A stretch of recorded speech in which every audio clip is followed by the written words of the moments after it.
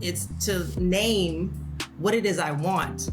And I can't be attached to how, because I don't know how. I don't know how it's going to happen. When I'm focused on the end date and when I'm focused on the finish line, all I'm focused on is the finish line. I'm not focused on all the things I'm supposed to be learning all along the way. Hey, love, come in. Put your bag down.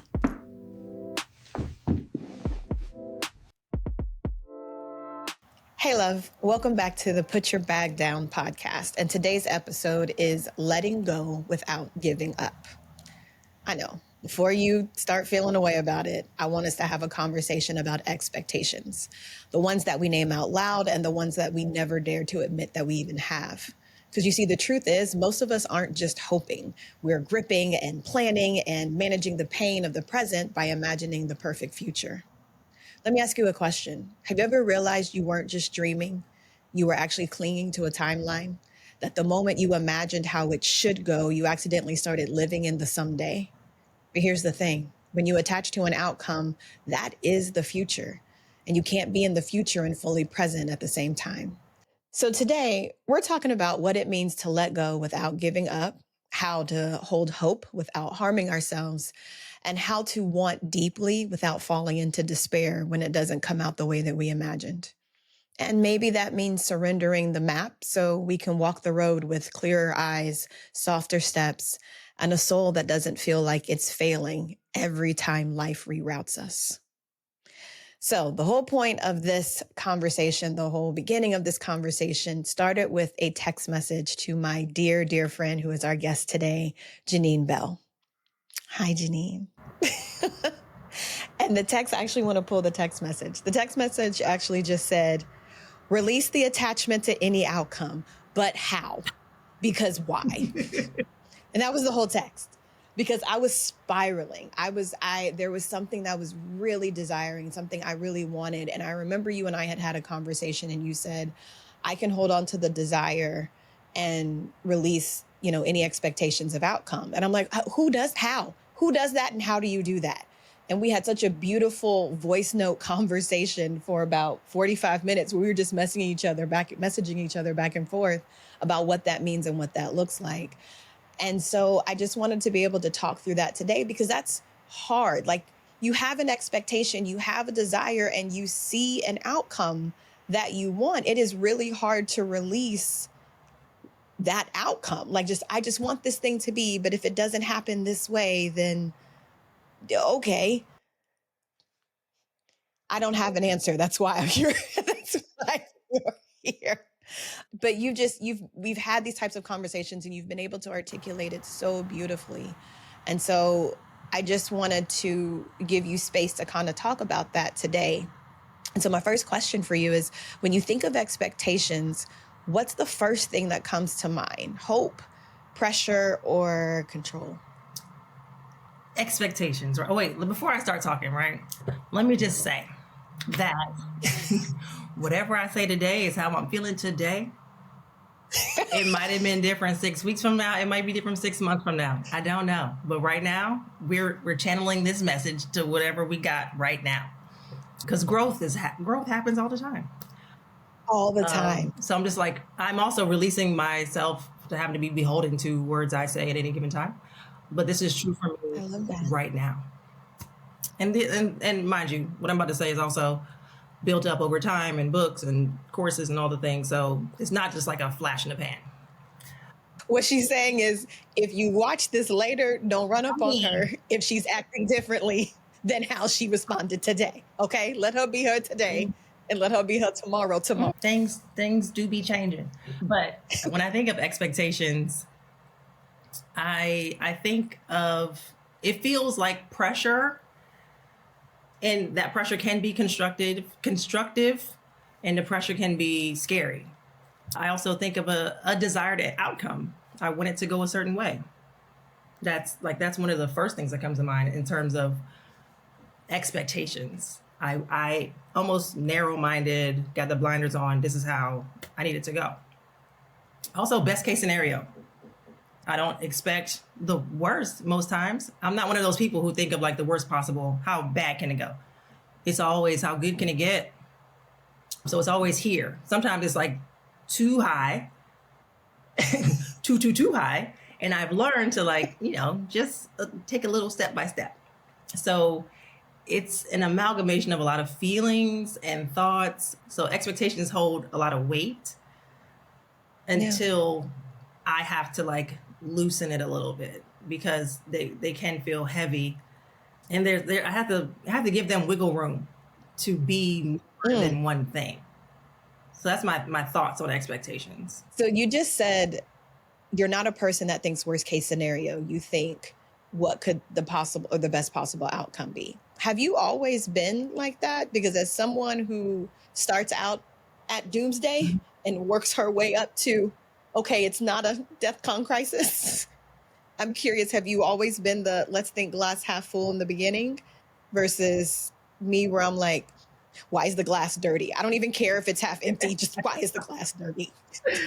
Yeah. As long as I've lived that I can remember, I've always expected the best in everything. I was raised to think, I remember hearing like, you're clever, you're bright, those are the two words that really stand out. But I always thought that it would go right for me all the time. And that has its own level of like disappointment when it doesn't go exactly that way, but it's always been half full. And I've been raised by a person whose glass is always half full.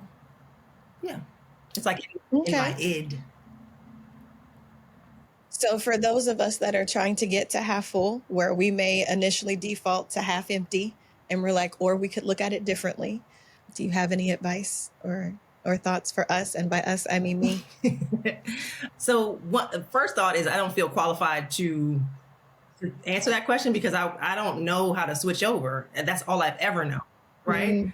Yeah. But I can say that wiggle room part, I think, is super helpful to just lean into some other possibilities of what can happen. Because I don't know what it's like to go to doomsday. I feel like that is an automatic, I wouldn't say panic attack, but an automatic, it takes you to a place that's like, and I am always like in a cloud, like, wow, we're just going to be the best and going to do this and win this and da-da-da. And it's going to have all these features. It's going to be so great. All of that. So I have to come down from that, where y'all have to come up from that, like come up from doomsday.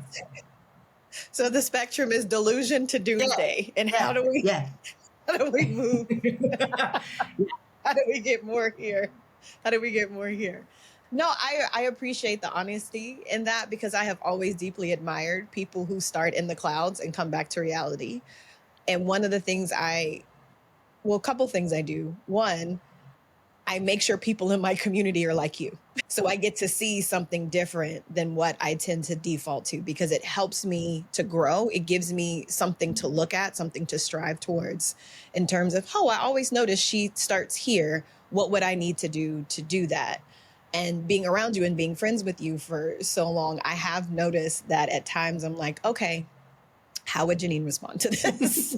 So the first thought may be, oh no, that's bad. What's happening? And then it's like, or is it?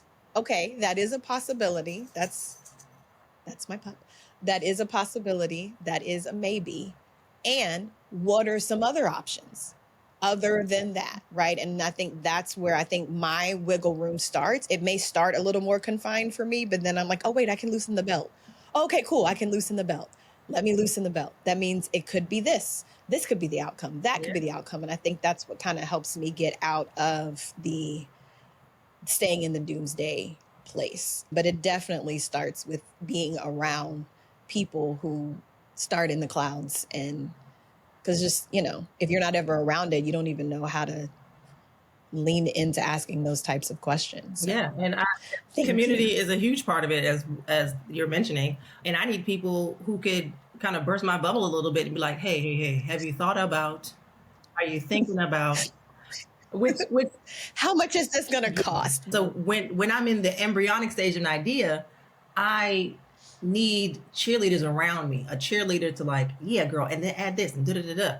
And at some point, in gestation, maybe I need like a coach to be like, all right, so what are the hard numbers? What are we doing here? How's this going to work? So there's stages and phases for the types of people I need.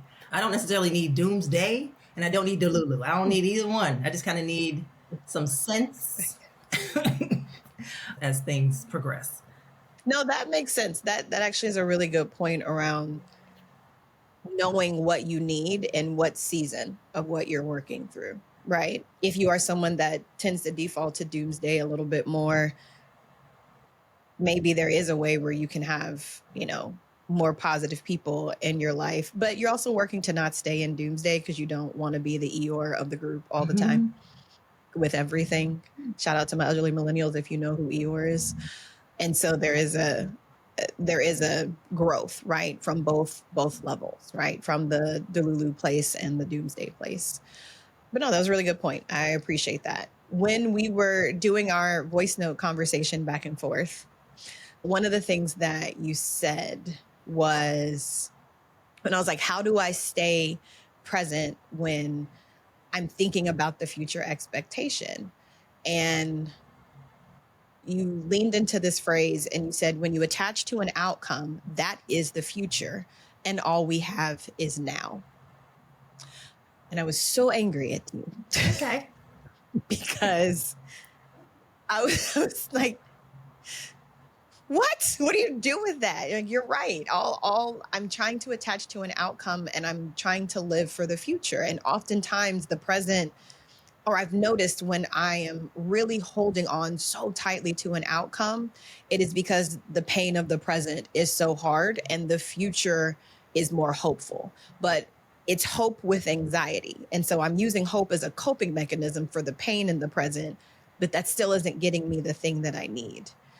And so I'm curious how you navigate staying present with the thing that you ultimately want to have happen, but, releasing I'm releasing how to get there. I know I want to get to my destination. I'm releasing what route I have to take to get there. Like, can you talk a little bit about how you've been able to grow in that way? Sure. One, let me just say, I don't remember saying those words whatsoever, but let's just say I did. I totally did. But I stand by them, though. I still stand by them. And I know you said it because it made me so mad when you said it. And I was like, that was so profound. How you do that? So two things come to mind in terms of like the framing, maybe three things. So one, I'm reading Joe Dispenza at the moment, and the book is called Becoming Supernatural, right? And part of the learnings from it has to do with your energy. I'm only in like chapter 4, but your energy and basically how to harness it and how to keep it at a certain frequency, right? So if I am worried about the future, or I am replaying something from the past where I should have said something snappier to that lady or something, my energy is away from me right now. It's no longer with me in this very moment. That has been in front of mine recently in terms of, all right, how do I want to use my actual energy?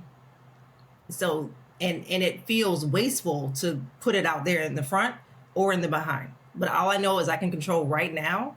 And what am I going to do with that? And that's been helpful. And then the word attached, it reminds me of this coaching program I did a few years ago, probably like 11 or 12 years ago, where the lesson at the time was being attached to an outcome or committed to the overarching idea of it. So are you attached to how it has to go or committed to the end goal? How versus that, like how it's done versus that it's done? Or I'm attached to a certain criteria of a job, but are you committed to changing people's lives in this way? Like there's a bigger picture when it comes to you're committed to something. Like my commitment, my moral compass, my like thesis statement as a person is my commitment to, let's say, Black women. Does it have to be in the way of a book or a coaching program, or it could be a TikTok, it could be volunteering, like you don't have to be attached to the how of how it goes, but it's committed to your overall goal. Is my goal is to help Black women. I just chose that because I see two on the screen. Okay, so that's how we got here. And then the third thing that comes to mind when I think about when I hear back what I said is that like my faith in the like universe and divine and all that. My job is to name what it is I want, and I can't be attached to how, because I don't know how it's going to happen. This is what I want to happen. This is what my end goal. I want to own 10 acres, or I want to own land and be a farmer, or whatever it is. I can't control how, but if I am steadfast in my faith and steadfast in my actions in that direction, then the how will present itself when I'm in tune with my own intuition and I'm listening and I'm taking these nudges. And if somebody asks you to do a podcast, you go do it. Like things like this, it's very small nudges in certain directions. You don't even know where it's going to take you. Yeah. You know, my homegirl said, "Hey, I'm styling a fashion show. They might need models." Sure. Yeah, I'm available to fulfill my lifelong dream. What do you mean? I've been wanting that since my 20s. What do you mean New York Fashion Week? Yeah, of course I'll do it. I don't know how I'm gonna get there, but I know I had it on my vision board probably 20 years ago. Okay. And I went the route of, getting an agent and casting and da-da-da-da. I didn't have an agent this past September. No, but did I walk in the New York Fashion Week show? Yeah. Yes, you did. Okay. So I'm not attached to the how, but I'm more committed to the things that just have more value to me, because the how seems so frivolous when it comes to like the overall commitment. Do I ultimately get the thing? Yeah, like I'm sure I use several examples and metaphors here, a lot of different directions. I don't know. Hope you caught them all, because I don't know how to recap them. No, you. Sure. Good job. You said a couple things that made me say ouch, that also reiterates, yep, we're not going to get to half these questions. And I believe that's the running joke every time I have a podcast. I don't know why I said no questions, because we just get into a conversation. You named the fact that you had this on your vision board 20 years ago, and it happened this past September. And when you named that, I was like, oh, part of the need to control and the need to know exactly how is the needing to know how long it's going to take so I can get the thing that I want. Because again, being present, I am not comfortable in the present, and the unknown feels scary. So if I can devise a plan, I'll at least know how long I have to endure the present before I can get to the future. And that's just kind of a hard thing to admit. Like, even as I'm sitting here with you now, it's like, oh, that's part of the reason why I need to know the how, because the how will give me hope on how long this will take, or how long I'll be anxious about it, or how long before I get the thing that I've desired. And that's not an answer. That's not a question that necessarily can be or needs to be answered. It's a want to be, and it's gotten worse, I think, in our microwave society. But a dream you had 20 years ago just came to fruition. It doesn't mean it was never going to come to fruition. It just meant it took 20 years for you to live other parts of your life, and it still came to pass. And when I'm sitting here thinking about, there's some things that I want, is it going to take 20 years? Is it going to take 20 years to get it? Am I going to be a 20-year overnight success? You have to be like, maybe. But all the things you learned along the way, all the ways you got comfortable with yourself, all the ways that you got comfortable in your skin, all the ways that this didn't become a defining moment of who you are, so you didn't suck against yourself. So when you went up on that stage, you were like, do y'all know who I am? Y'all are welcome. All of you are welcome to have my presence here, right? Like, you get the opportunity and the moment. Sometimes you get the opportunity and the moment and the thing that you want when you're ready, not when you ask. Yeah, that is true and profound, and it's another example of like I I don't run this. Like I don't run. We I don't. don't run this. And I couldn't have scripted it any better. And it came with such ease. I was forcing it before. I was like, I gotta do this and do that and all the things. And even forgot about it. But when I was there and I was like, oh my, I've always wanted this. This is like I'm helping out a friend. At first it was like I'm helping out a friend. They need somebody in the spot, da da da da. Like I'm cool with the designers. But like, nah, sis. So I had a moment where I needed to commune with my ancestors, like, thank you so much. Like while I'm waiting for us to start, let me just be present with this. This is, thank you. I never saw this coming. And this is a big deal to me. And I'm getting flashbacks of like when I tried out for Barbizon and I tried out for all these things in DC and had an agency and all these things. I'm like, this is huge. And so thank you. And to me, that felt like a nudge saying like, we got you. We got you no matter what. It's not going to come how you want it. And it might even come with more ease than you have been trying to do on your own. And so it was a beautiful lesson for me in the past month or so.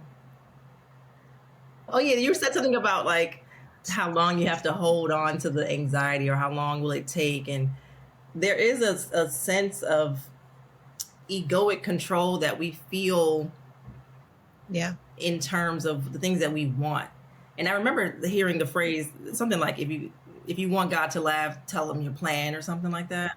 Yeah. So it's in that realm of like, that's cute of you to think you're going to put your own timeline on things just to end your suffering. It makes sense to end how long is this going to take? How long before I hold it? People know that if I get pregnant, I will hold a baby in 10 months. Like people know it's going to. So when it comes to building a different type of baby, whether it's building a house or a business or whatever it is, I understand the need or the desire to just want to know where's the finish. To have like a finite end date. Yeah, where? Because now I can plan. Wait, I need to have the finite end date so I can withstand the pain just till I get to the end date. But even in doing that, you aren't. Okay.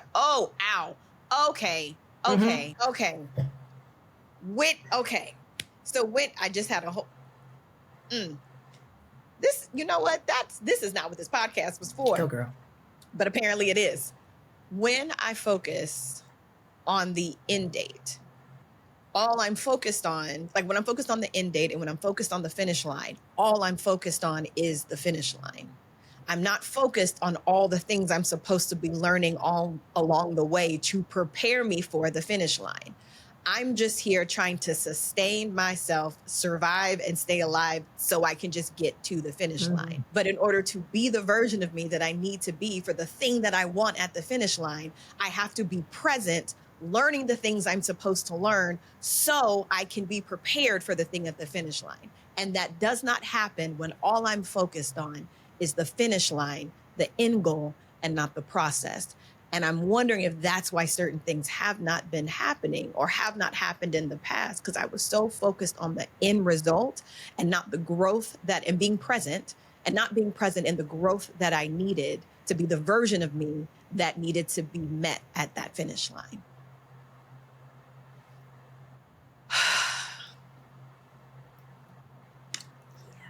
Well, that's not where I thought this was going to go, but that's cool. Let that one breathe. Oh, that's so good. Dang. Yeah. So, I'm not really sure where to go because I'm really sitting with like, there's so much in that statement alone in terms of being present throughout the journey and, grabbing your lessons along the way. And if it's definitely for being the version you need to be, so be it. And it could just be for being present along the way so you don't miss out on all the juicy goodness, glorious lessons, gruesome beauty, all the things that happen in between to actually get there. Yeah. Because you could miss out on so much trying to get to a finish line, just having your blinders on, let's get there. Yeah. Grinning and bearing it is never a fun time to do anything. No, ever. And you may have your blinders on so much that you don't even realize the thing that you thought you wanted because you're being present and you're experiencing life. The thing you thought you wanted, you actually don't even want it like that anymore. You don't need it like that anymore because you've been present along the way. And the collateral beauty of that is you've grown and things have shifted and things have possibly healed. And now you're like, actually, I needed that for all the wrong reasons, or not all, but maybe some of the wrong reasons, or I had some of the wrong motivations. Yes. And because I've been living and being present, I don't need it like that in that way anymore. Absolutely. That's my modeling story. All I ever wanted to do was model between the ages of, I don't know, 5 and 23. And I don't even know whether it was I wanted to do it or just because I'm tall and slim, people told me I should do it. I don't even know the origin of that. But Wow. so I wanted to do it. Blinders on, must do. Didn't want to go to college. I wanted to go straight to New York or London. That's where I had family to go like live, but go do it. So I get into the industry in New York. I graduate college, get into industry.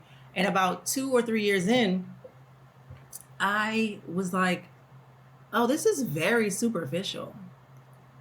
I don't like it here. And not to say I'm college educated, but I'm a life learner.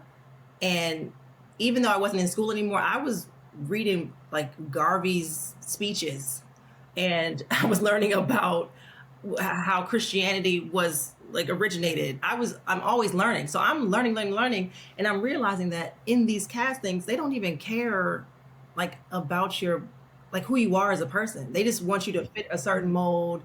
They only want a certain size, a certain look, they don't care if you're smart or funny, or at least that was my experience, right?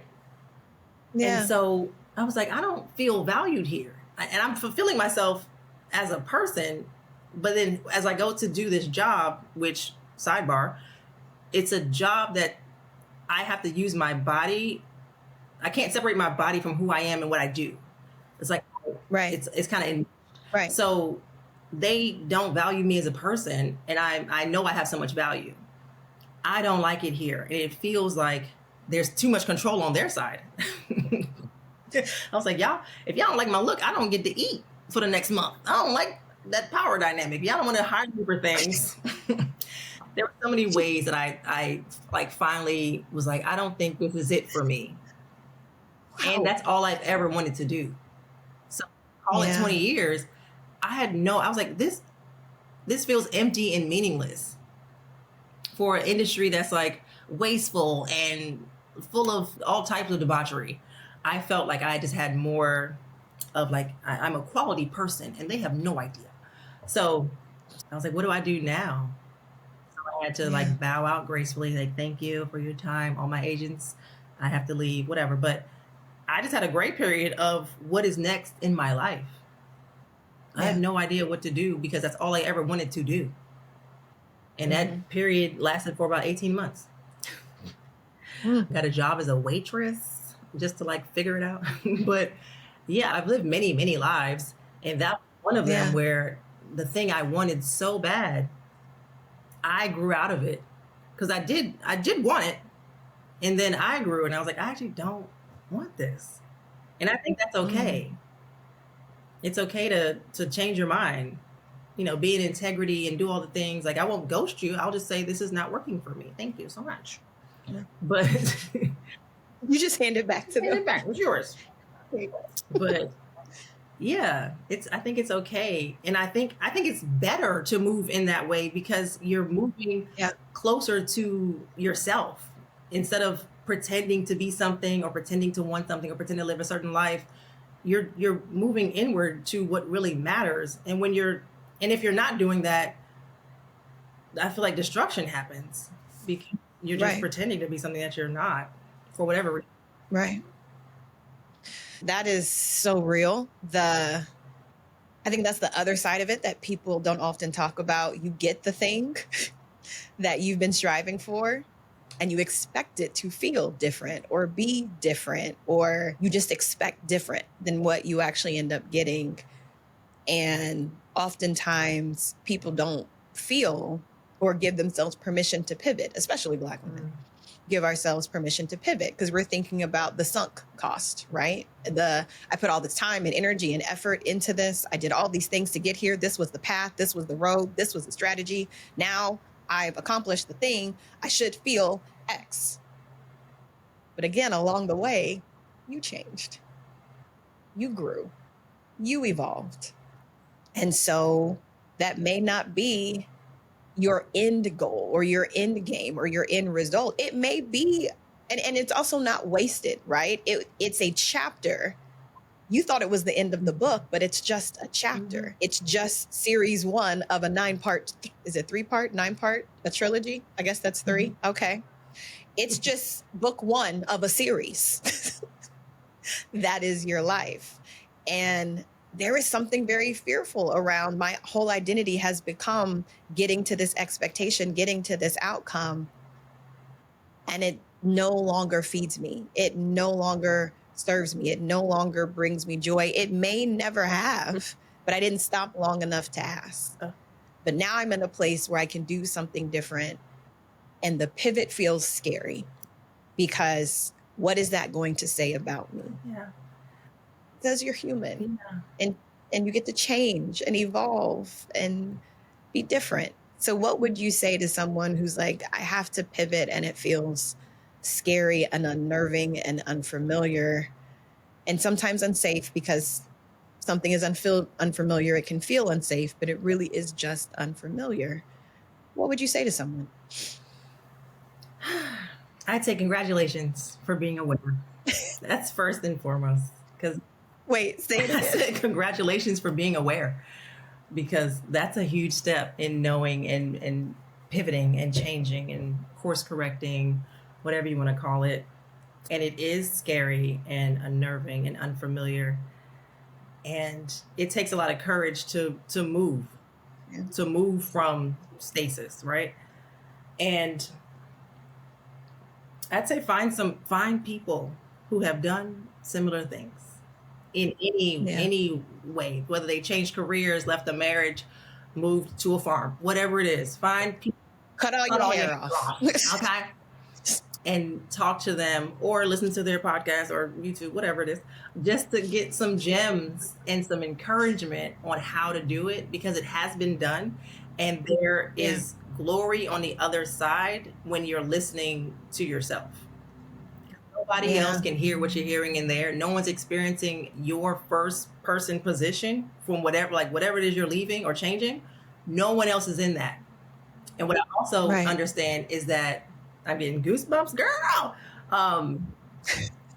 Your path is uniquely yours and nobody else's. As you're describing this, like I wanted this thing and I got it and it doesn't feel good.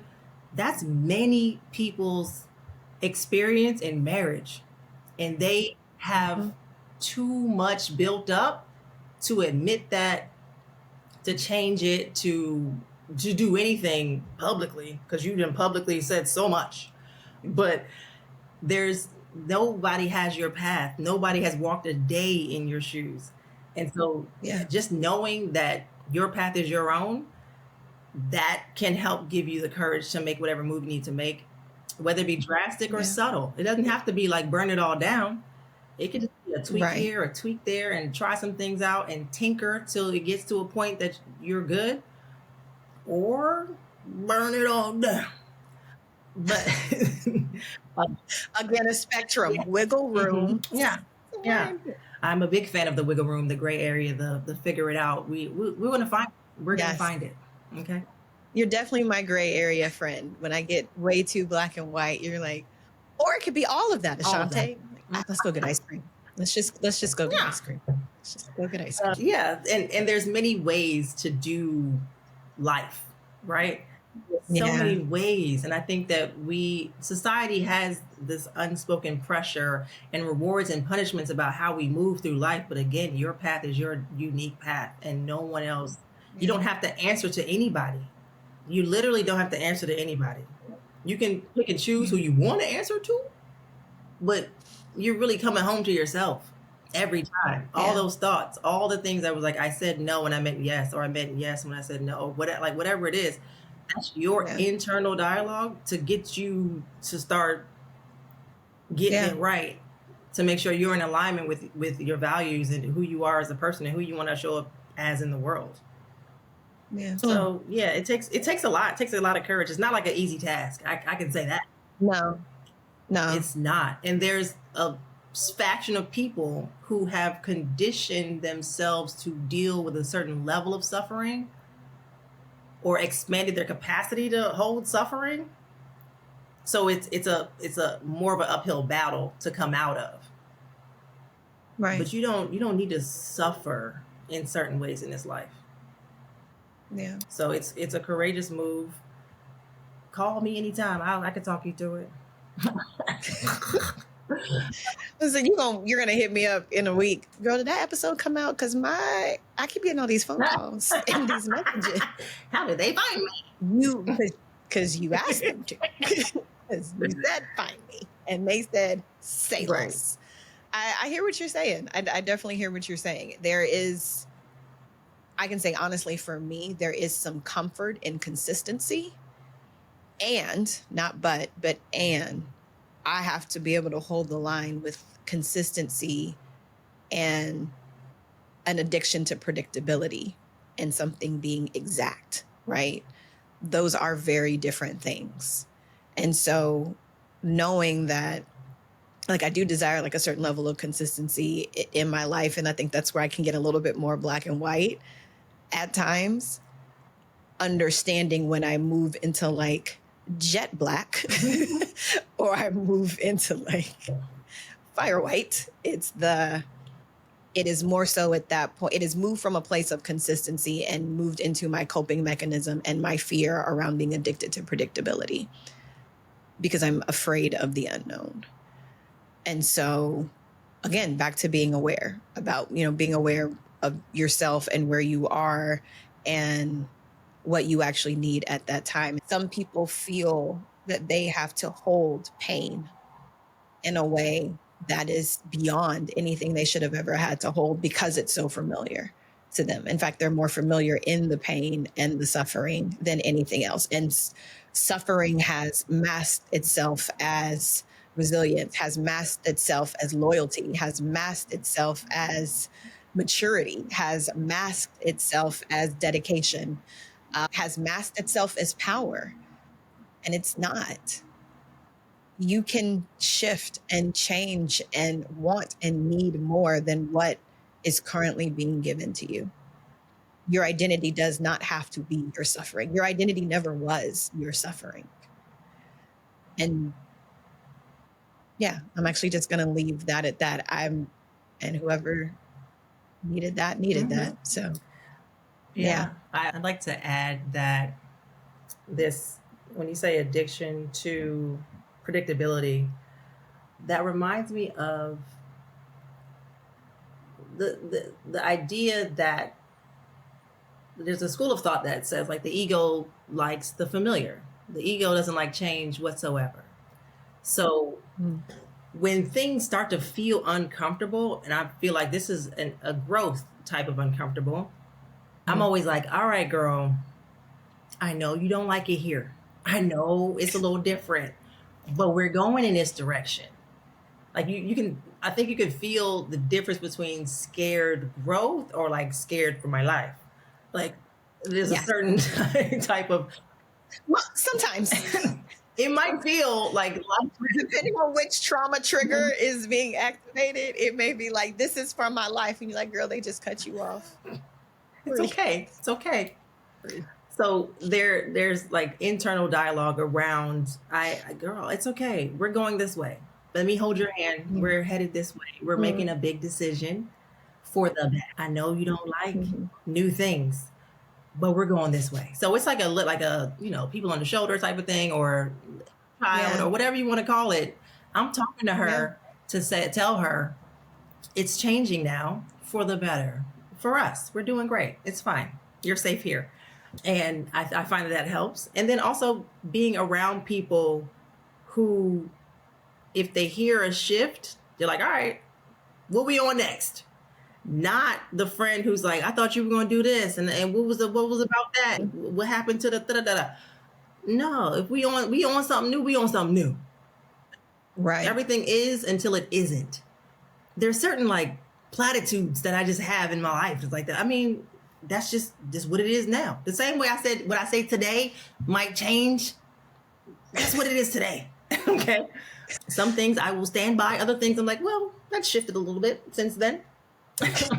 But I had lunch. Now I think completely different. And then, Want to hear my new? And it's all correct. It's all correct. For given perspective, that's who I was before lunch. This is who I am after my snack. And even that is a thing when it comes to having emotional responses to changes, right? Am I hungry? Am I horny? Am I thirsty? Like, what else is going on?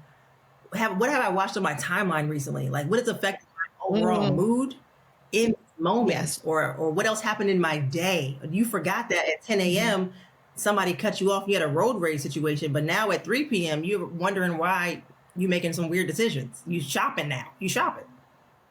Girl, you didn't process the other thing that happened. So, like, there's so many things that are related to our emotional responses that may be panning out a bit to see what else is going on that can help give it some wiggle room and give it some like what else is going on here that can just help it land differently. Right. And maybe not penetrate so harshly.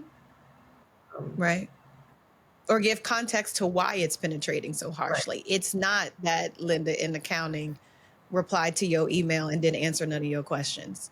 It's because the last 2 days you haven't slept well. You didn't eat right this morning. You're managing some really tough stuff at home. You're processing a life change. You're cramping. It's gloomy outside. It's winter. You know, there's so many things that play into that and affect it. And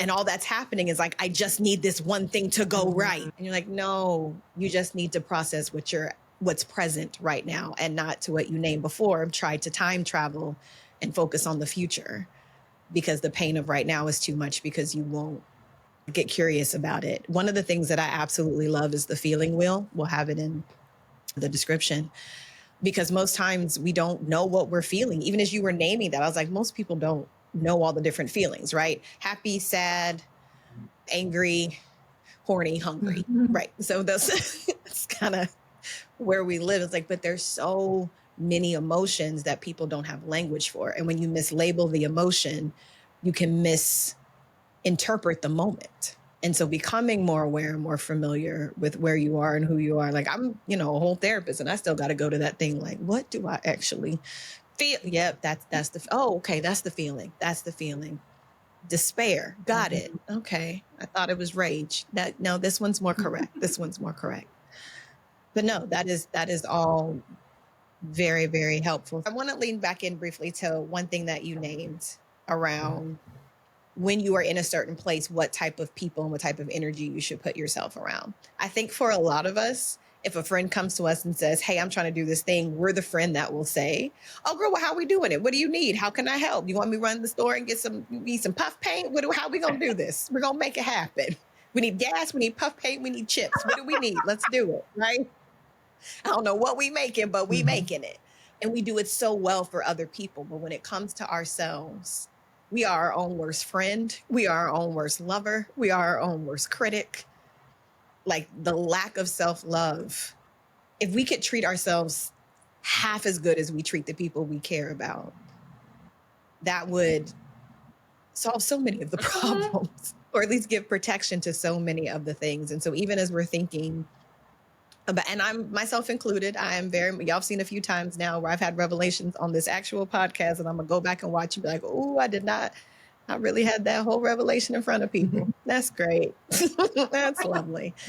I have to pause when I'm in the doomsday space, be like, wait, if I were me talking to someone else, how would I respond? What would I say? How would I react? And that helps. It really does help.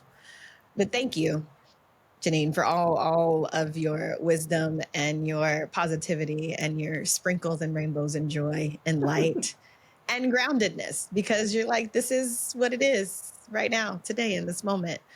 If someone's listening right now and they feel stuck between what they want and what is, what would you tell them?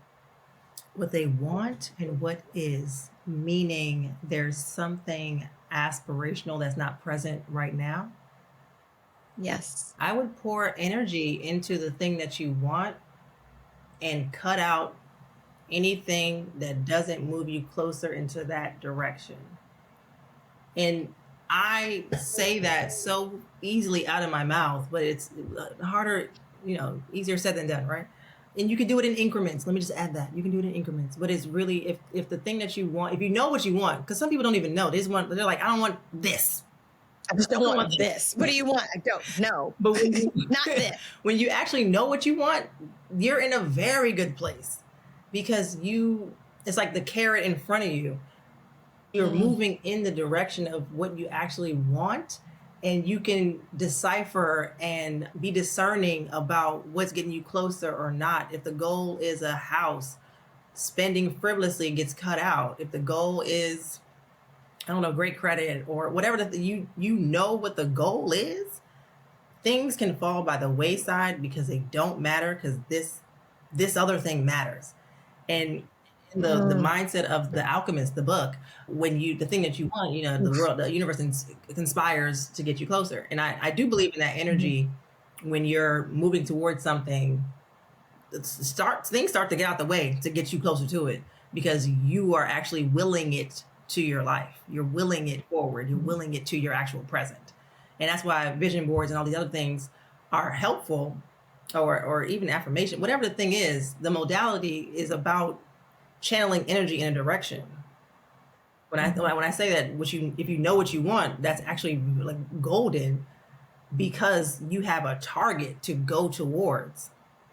And that, I believe, that makes discernment a little easier for big and small things in your life.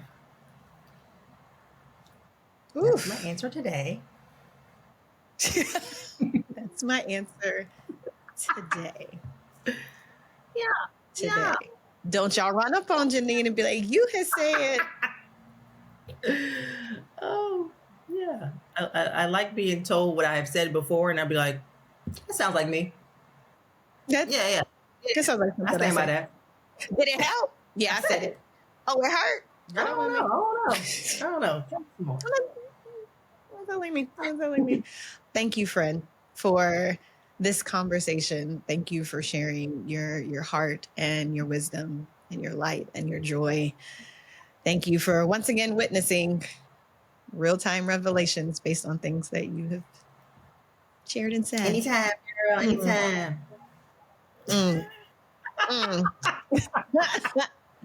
If people want to follow you, reach out to you, connect to you, how can they do that? On Instagram right now, my name is Yes Janine with 2 S's, YESSJANINE. And I'm also on TikTok doing all types of random thoughts that come to mind. And if I remember correctly, my name is Cloud, letter J, number 9.world. Might be close to that. Either way. There's also JanineBell.com. Sure, whatever one you want to do. I have no product to sell. I am not pushing anything at the moment. I'm trying to survive late stage capitalism right now. Yeah. So let's all just help each other out, just in our hearts. Okay. Just build some community. Just out here building community. Mutual aid in all the ways. If you out in Brooklyn, hit both of us up. We are around, okay? We are literally around the corner from you. Thank you for having me. Thank you for inviting me. Thank you for your seemingly random question that led to our little voice note exchange. That was great. I'm always down to dialogue and tease out ideas. Yes. So thank you. I appreciate you, and congrats on this wonderful venture of you doing it scared. So afraid. So unknown, so unpredictable. It's a good time. So non-perfectionist of me. I'm proud of you. Okay, this is a big deal. I don't think people understand. I'm out here fighting for my life every episode. That's the beauty of it, because you never know what it's gonna. All these questions, girl. When you sent the questions, I was like, wow, let me study, because these are some serious, hard hitting questions. And then the conversation goes where it needs to go. This is an exercise in letting go of however you think it's going to go. I did it. You be doing it every episode. And it turns out great. And then in the beauty of grabbing whatever gems happened that wasn't a part of the plan is the glorious part of it. It's a wonderful like unfolding, unraveling of a journey that, yeah, we had it this way, but like, look what else happened. That was cool. That was actually better. That was actually better. It was actually better. Yeah, because if you were like, all right, question 1 is this, and question 2 is thanks for that. That doesn't even feel comfortable to do it like that. Yeah. Oh, you know what? I'll receive that. I am actually doing a good job of just being present and letting it flow when I'm doing the podcast. I'm going to give myself that credit. I'm going to pat my little self on the back, because we don't, notice or acknowledge those victories. So I receive that, friend. And I'm a huge proponent. After you are done recording, do a dance. Literally celebrate the completion of the thing. Like, you did it. Go have a smoothie or whatever people do to celebrate. Dance, a little jig, a little body roll. You know what? Twirl. Let's jig now. Come on. We celebrating. Come on. We celebrating. Come on. You did it. You did it. You did it. You did it. This is the outtakes. I'm growing. You growing. We growing. Together. I'm growing. You growing. We growing. Together. Okay. Yeah, it's a big deal. After everything that I do, I'm doing a jig just to be like, yeah, girl, you did that. I had a button. I was like, you did that. Just to remind me. Yeah, I did that shit. You did that shit. You did that shit. For real. Like, when you look back over your week or your month or your year, certain things just like fall by the wayside. But like, you did a little jig to commemorate.